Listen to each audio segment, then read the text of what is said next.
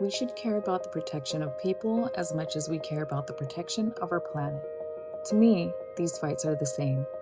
Leah Thomas, intersectional environmentalist founder. Our goal is to guide Orange County voters to support yes on Proposition 4, which authorizes bonds for safe drinking water, wildfire prevention, and protecting communities and natural lands from climate risks.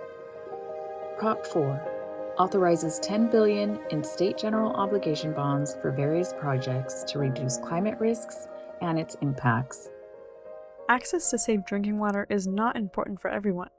It's only one of the most essential elements of human life on Earth, meaning it's totally okay that 700,000 people in California do not have access to quality water for hygiene, sanitation, or drinking.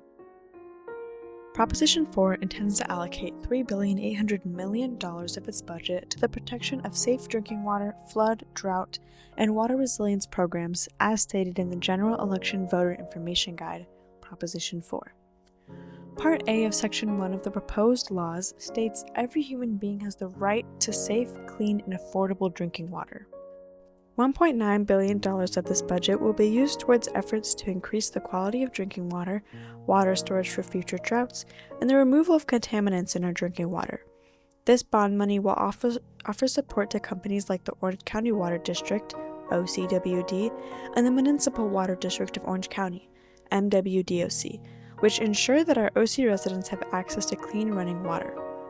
The MWDOC has a responsibility of annually importing 46.7 billion gallons of water from the Colorado River in Northern California to Southern OC residents, while Northern and Central Orange County residents receive their water supply from the local OC groundwater basin. The Association of California Water Agencies says the MWDOC will take action by replacing underground lead-made water tubes regardless of land ownership over the next 10 years. Proposition 4 plans to allocate $1.1 billion to flood protection measures by strengthening dams and storing storm drain water for reuse. The OCWD partners with other water sanitation and replenishment organizations to help clean water for reuse and store it for future droughts. The last chunk of this budget adds up to $80 million and will go towards restoring the integrity of rivers and lakes. As stated in Part B of Section 1 of the proposed laws from the General Election Voter Information Guide, more than 60% of California's rivers and streams fail to meet the federal clean water standards, Proposition 4. That being said, not only is Proposition 4 benefiting our water, but it also plans to restore natural water resources as well. Proposition 4 intends to fund organizations like the MWDOC and the OCWD so they can upgrade their facilities to continue implementing projects to support the safety and cleanliness of Orange County's water supply. With increasing temperatures with the already dry climate in Southern California, brush becomes a ticking time bomb for a fire. Once ignited, fire can spread like a bad internet trend. Proposition 4 plans to minimize the threat by allocating $1.95 billion of its $10 billion to wildfire prevention. But what does minimizing actually mean? Well, Proposition 4's Wildfire Prevention Fund is broken into two sections. Section 1, which uses most of the funds at $1.5 billion, allows crews to remove and discard dead and overgrown vegetation. The section also plans on educating homeowners on the steps to take to make our homes more fire safe. The second section, at a cost of $450 million, allows funding for protection from extreme heat. This would be used to purchase trees and fund green spaces to allow everyone safety from extreme heat. When questioned, will this proposition help reduce wildfires? A fire captain for Los Angeles County Fire answered, yes, although there's many things we can do, this is a step in the right direction. When also asked, is the money worth the outcome? He answered, likely the same amount in the entire bond is lost in wildfires each year, not to mention people's entire lives being stripped away from them in a singular flame.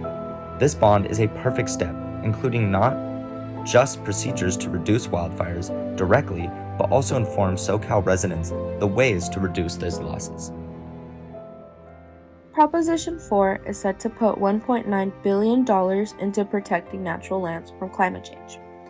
This money would go to the Wildlife Conservation Board and State Coastal Conservancy, which is an agency establishment who protects and improves natural lands. Not only is their work surrounded by natural lands, but they also focus on protecting and restoring wildlife habitats, as well as protecting populations of some of our most culturally important species. Proposition 4 has also promised to renovate and repair local and state parks. $700 million alone would go into parks, being divided by $300 million to reduce the impacts of climate change on parks. $200 million would be given to local communities in California to build new parks or renovate existing ones by adding various additions like new trails or parking lots.